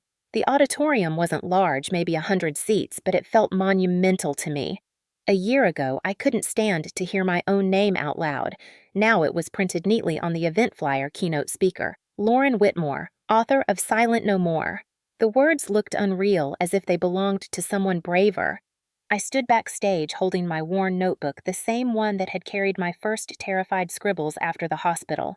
My palms were damp, but not from fear, more like anticipation. The hum of the audience reached me through the curtains, laughter murmurs clinking cups. Naomi peeked her head in from the side and whispered, "You ready?" I smiled nervously. "As I'll ever be. Remember, she said you're not performing, you're sharing." Then she squeezed my hand and slipped away. When the announcer called my name, the applause hit me like a wave. I stepped onto the stage, light washing over me, and for a brief second, the brightness made me dizzy. I gripped the podium, steadied my breath, and looked out. Rows of faces, young, old, tired, hopeful. People who had shown up not for spectacle, but for connection. "Good evening," I began. My voice trembled on the first word, but it didn't break. A few years ago, I learned that silence can be deadly. Not the quiet you choose, but the kind that's forced on you. The kind that convinces you your peace is selfish. I paused, scanning the room.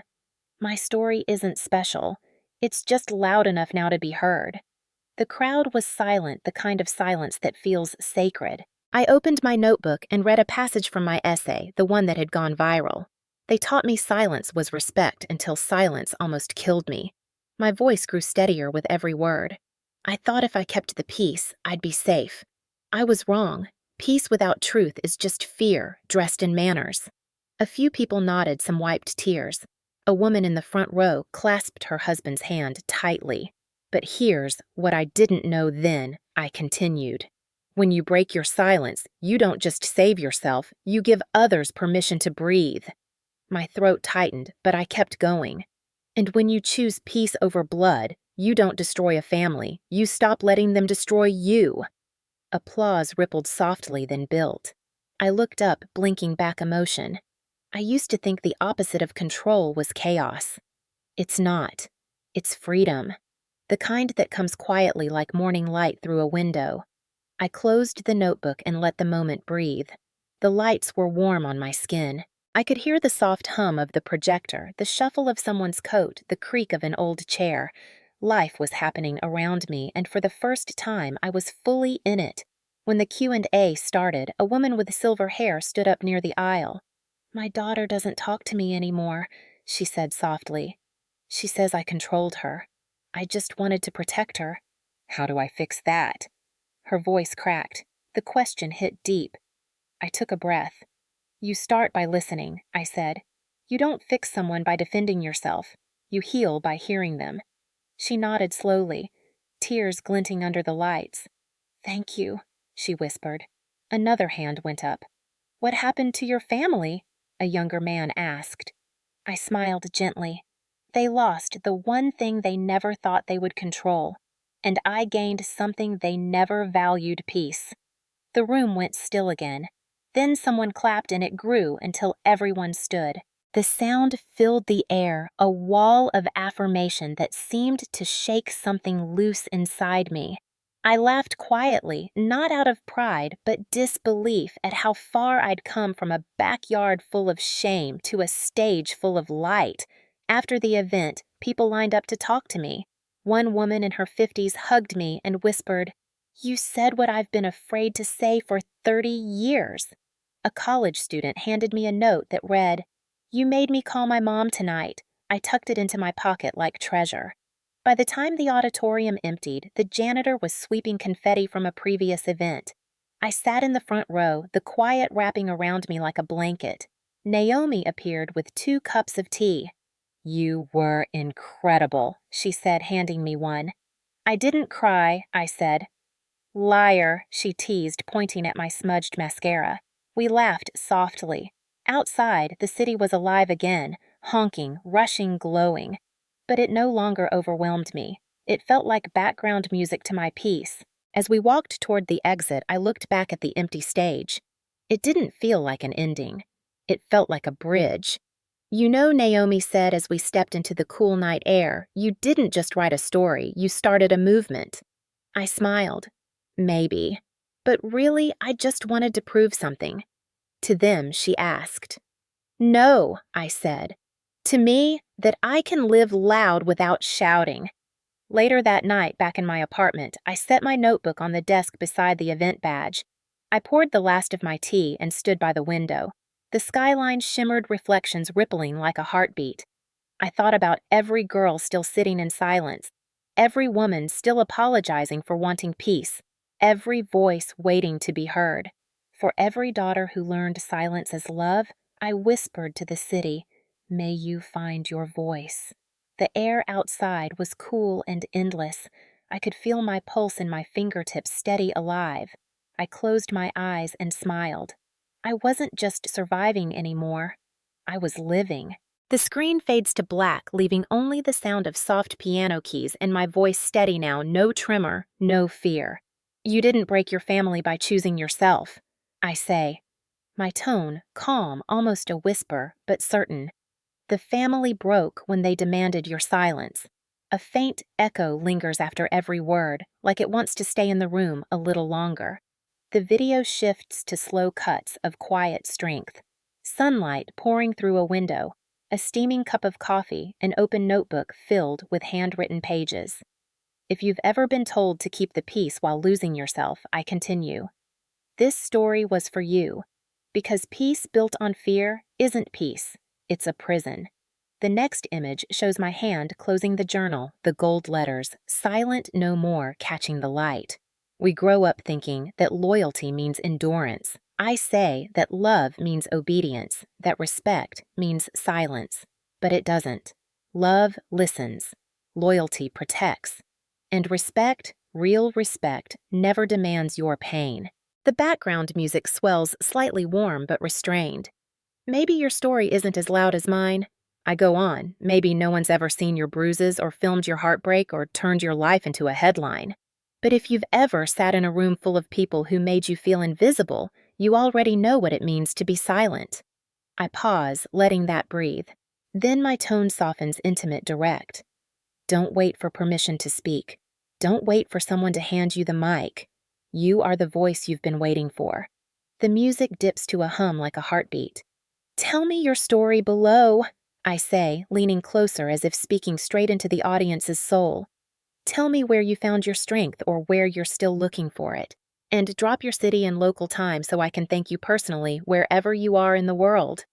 A soft montage rolls faces of women of every age, some smiling, some teary-eyed, some staring right into the camera. Because when one voice rises, I finish, the silence loses. The piano fades, replaced by the quiet hum of city noise at night. The outro text appears, "You're not alone. You never were." Then, as the screen darkens again, I speak one last line, almost like a promise. If you've ever chosen peace over blood, this is your story too. Thank you for listening. Thank you for surviving. The music swells gently, one last lingering note. Fade out,